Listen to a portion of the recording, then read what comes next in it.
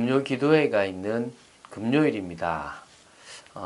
한국교회는 계속적으로 금요일마다 철야하면서 이 나라에 하나님의 나라가 임하도록 또 교회에 성령의 역사가 임하도록 간절히 기도했습니다. 또 개개인이 자신의 문제를 들고 하나님 앞으로 나아와 부르짖었습니다. 너는 내게 부르짖으라. 내가 내게 응답하겠고 내가 알지 못하는 크고 은밀한 일을 내게 보이라고 주님 말씀하셨습니다. 오늘도 무엇보다도 하나님 앞에 더더욱 많은 시간을 내서 기도하는 중에 응답받는 축복의 시간 되시기를 예수님의 이름으로 축원드립니다. 마태복음 13장을 봐나갑니다. 마태복음 13장은 유명한 천국 비유가 있는 장입니다. 이걸 물론 전도자의 관점으로 보면 어떤 사람이 제자인가에 대한 부분들도 볼 수 있지만 천국에 대한 개념으로 우리가 볼 수 있다면 이번에 마태복음 13장을 보는 것들이 되게 유익할 줄로 믿습니다. 총 7가지의 비유를 마련했습니다. 13장 1절부터 23절까지는 씨 뿌리는 비유가 나옵니다. 물론 그 전에 왜 비유를 하셨는지도 설명해 놨지만 씨 뿌리는 비유, 그래서 밭이 있는데요. 그 씨 뿌리는 비유에 대한 게 있고요. 두 번째 24절부터 43절까지는 가라지 비유와 겨자씨, 누룩 비유가 이렇게 쭉 이어서 기록이 되어 있습니다. 44절부터 46절까지는 감추인 보화와 값진 진주 비유가 나오고 있습니다. 마지막으로 47절부터 52절까지는 그물 비유가 나와 있습니다. 그래서 하나님은 제자들에게 천국에 관해서 깨닫게 했습니다. 다시 말하면 제자들에게 복음 전파에 참된 의무가 있다는 것을 가르쳐 주시기 위하여 천국에 대한 비유를 알려주신 겁니다. 그런데 그 천국의 비유가 팔레스타인에 있는 친숙한 생활 풍경을 가지고 그런 소재를 가지고 설명을 했습니다. 그래서 씨를 쭉 뿌리는 농부를 보면서 자, 저 씨 뿌리는 사람이 있지. 씨를 뿌리는데 자, 저게 길가에 떨어지지. 저기는 보니까 밑에 돌이 있는 밭이야. 여기는 없지만 가시가 있으면 어떻게 될까? 저 좋은 땅에 뿌려지면 어떻게 될까? 이렇게 저걸 가지고 천국이라는 것에 대해서 설명을 쭉 하고 있습니다. 사실은 이 씨 뿌리는 비유라는 것은 이스라엘 백성들은 메시아가 오시고 하나님 나라가 도래하는 것이 이 민족적이고 이 집단적이라는 생각을 했다는 겁니다. 그런데 이 씨 뿌리는 걸 통하여 이것은 개개인에게 주어지는 것이고 그 개인의 반응에 따라서 임하고 덜 임하고가 나오는 그런 것이다. 물론 그것도 하나님의 은혜가 있지만 결국 개개인에게 주어져 있다는 것들을 설명하고 있는 겁니다. 오늘 이 씨 뿌리는 것을 통하여 이 7가지 비유를 통하여 주님께서 천국에 대해서 뭘 설명하시는지를 우리가 알게 되기를 바랍니다. 자, 그럼 읽겠습니다. 13장 1절을 제가 읽습니다. 그날 예수께서 집에서 나가사 바닷가에 앉으심에 큰 무리가 그에게로 모여들거늘 예수께서 배에 올라가 앉으시고 온 무리는 해변에 서 있더니 이제 예수님께서 집에서 나오셨어요. 이제 바닷가에 탁 앉으셨는데 많은 무리, 아주 많은 사람들이, 큰 무리죠. 많은 사람들이 예수님께로 쭉 몰려왔습니다. 그러니까 이제 몰려오니까 예수님이 말씀을 전하기가 힘드시니까 일부러 배를 타시고 조금 나가셨습니다. 그리고 무리를 앉혀놓고 그 오무리는 해변에 서 있습니다. 서 있고 예수님이 배 위에서 이제 설교를 시작하시는 겁니다. 비유를 푸시는 거죠. 예수께서 비유로 여러 가지를 그들에게 말씀하여 이르시되 씨를 뿌리는 자가 뿌리러 나가서 여러 가지를 말씀하셨어요. 여기선 지금 하나만 나오고 또 그 다음에 비유를 풀어주는 게 나오는데 배 위에서 여러 가지를 풀었는데 그것을 이제 마태는 또 풀어주는 과정 왜 설명했는지를 좀 다르게 설명해 놨거든요.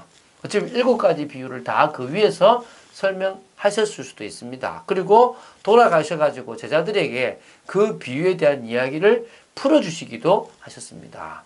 그래서 여러분들이 이 7가지 비유를 뭐라고 얘기했는지 먼저 씨 뿌리는 비유에 대해서 보도록 하겠습니다.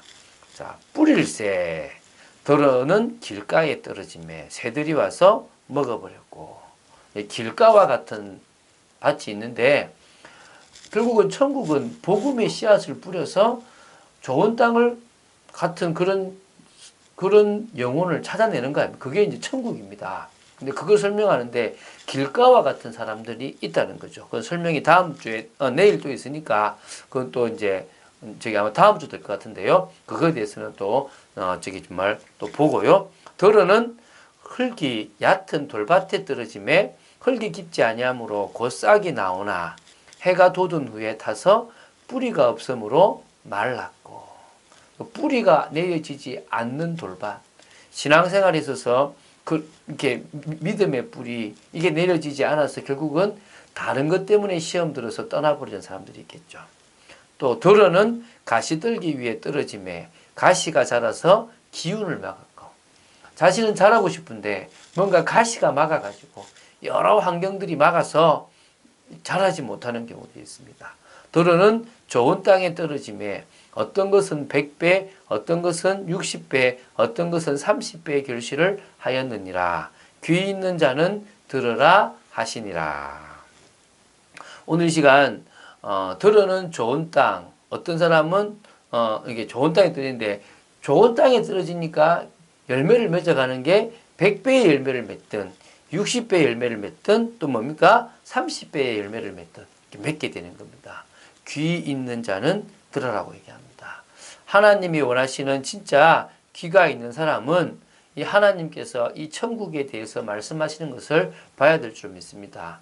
많은 사람들이 천국의 복음을 듣고 교회로 옵니다. 뭐 천국 복음에 대해서 바로 알고 왔는지 다른 관심이 있어서 왔는지 어쨌든 왔습니다. 그 온 사람들 중에서 길가와 같은 사람이 있을 수 있고 돌밭과 같은 사람이 있고 그 다음에 가시떨기에 뿌려진 사람이 있겠고 좋은 땅이 있습니다. 우리는 이 예배 시간, 이 새벽에부터 깨우고 은혜를 받고 말씀을 듣고 있는 거 보면 분명히 우리는 좋은 땅일 수도 있습니다. 근데 내 삶의 진정으로 30배, 60배, 100배가 맺어지지 않으면 나는 어찌 보면 아직 가시 때문에 자라지 못하고 있거나 뿌리를 내리지 못할 수도 있습니다. 그런 부분들에 대해서 우리가 이번 쭉 비유에 대한 이야기를 보시면서 하나님이 우리에게 말씀하시고자 하는 것들을 바로 이해하게 되기 바랍니다. 그릇을 준비하라. 이 말은 좋은 땅이 되도록 하라 이 말입니다. 사실 제가 옛날에는요. 이 사람 밭이 막 돌이 있으면요. 돌을 빼보려고 막 그랬고 가시를 제거하려고 그랬거든요. 근데 아무래도 안 돼요. 그것은 제거할 수 있는 능력이 아닌 걸 깨달았습니다. 주님이 하셔야 됨을 보게 되었거든요. 어쨌든 그 개개인이 믿음의 그릇 또 삶의 그릇 뿐만 아니라 정말 미래의 그릇들을 준비한다면 하나님 보실 때 중요한 응답들이 있을 거라고 확신합니다. 그래서 우리가 우리의 그릇을 바꾸고 좋은 땅에서 좋은 열매를 맺고 싶다면 우리는 무엇보다도 날마다 떡을 떼는 성도로 또 교회를 만들어가야 될 줄 믿습니다. 우리가 사도의 가르침을 받고 또 서로 교제하고 떡을 떼며 오로지 기도하기를 힘쓸 수 있다면 우리는 귀중한 하나님의 사람입니다. 그래서 하나를 먼저 고백하십시오. 나의 구주, 나의 주인. 누가요? 주 예수 그리스도. 예수 그리스도가 나의 구주고 나의 주인입니다. 이 고백이 순간순간 되어져야 됩니다. 내 인생이 아닙니다. 주님의 인생입니다. 내 인생은 사단에게 속은 인생입니다. 내 인생은 바로 사단의 종로로 달 수밖에 없는 인생입니다. 그 인생을 예수 십자가에 죽고 믿음으로 말미암아 내가 죽었다고 얘기하십니다. 주님이 사신다고 얘기하십니다. 그 주님의 인생을 살라고 얘기하십니다. 그래서 우리는요. 떡을 뗀다는 말은 성찬입니다. 예수 십자가를 기리는 거죠. 예수 십자가와 부활을 계속 생각하면요. 이게 창세기 3장 15절의 회복이구나. 이게 출애굽기 3장 18절 6월절의 회복이구나. 이사야 7장 14절 임마누엘에 대한 비밀이구나. 마태복음 16장 16절에 있는 것처럼 그리스도에 대한 사실적인 고백이구나. 이것들이 이제 알아지게 되는 겁니다. 이제 계속 비유를 풀어갈 겁니다.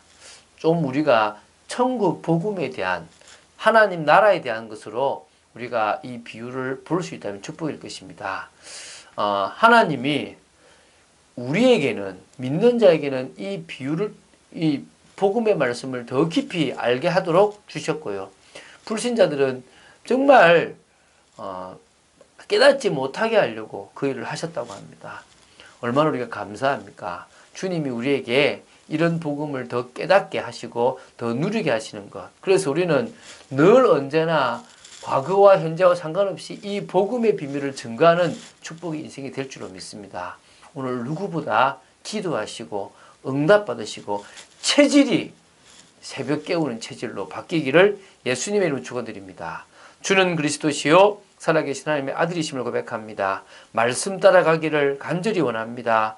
기도하는 기도 속으로 들어가는 저희들 되기 원합니다. 믿음의 기도로 병든 자도 낫게 하고 하나님의 역사를 이루는 저희들 되어지기를 간절히 원합니다. 역사하여 주시고 저희들의 그릇을 키워주시고 씨 뿌리는 비유에 있는 것처럼 좋은 땅의 축복을 누리는 저희들 되도록 지켜 주시옵소서.